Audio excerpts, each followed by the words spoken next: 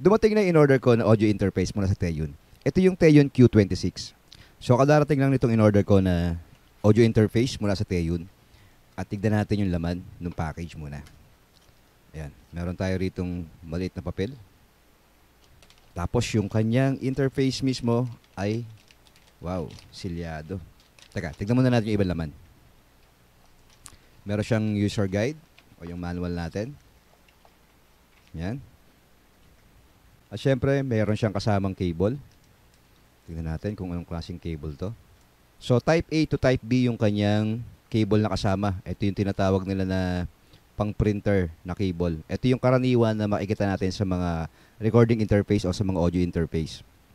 At syempre, yung ating audio interface. Tingnan na natin kung ano yung itsura niya sa personal. Wow. Yun, no? So, ito yung ating Teyon Q26. Ang ganda nung ano niya. Ang ganda na itsura. Siguro plastic lang ito. Then, textured siya. Mukhang rugged naman yung itsura niya. So, unahin natin muna yung mga input at syempre yung mga controls na meron dito sa harap ng ating Q26. So, unahin natin yung dalawang combo input na meron tayo rito. Yung ating channel 1 and channel 2 na may sariling gain knob para separate yung ating pag-control sa kanilang dalawa dahil 2 channel ito. Then meron tayong input jack para sa ating headphone para sa monitoring. Then meron siyang sariling control. Yung main output natin na nakokontrol din yung ating out dito sa likod. Yan.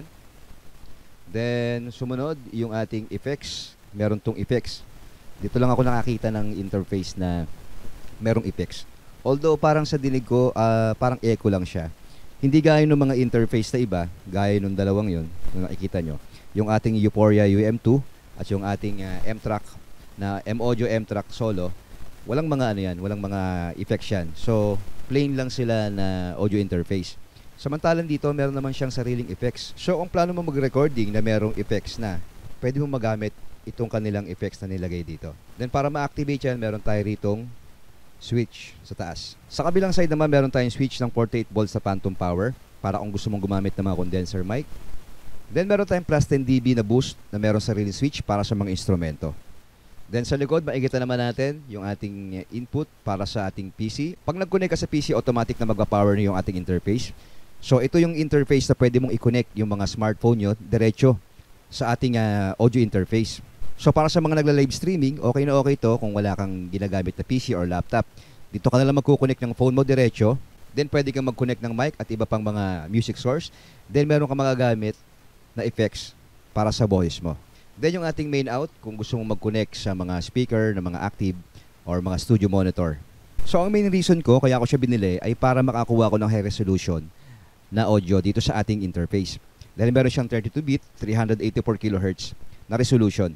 So maganda yung feature na yon sa isang interface kung gagamitin mo sa recording at kung sa streaming dahil mas maganda yung audio niya, mas klaro at broadcast quality talaga yung makukuha mo sa kanya. So kung gusto mong makita yung actual test nitong ating Teyon Q26, abangan mo yung ating susunod na video. Doon tayo magkukonect sa ating smartphone para marinig nyo yung actual na audio output nitong ating Teyon Q26.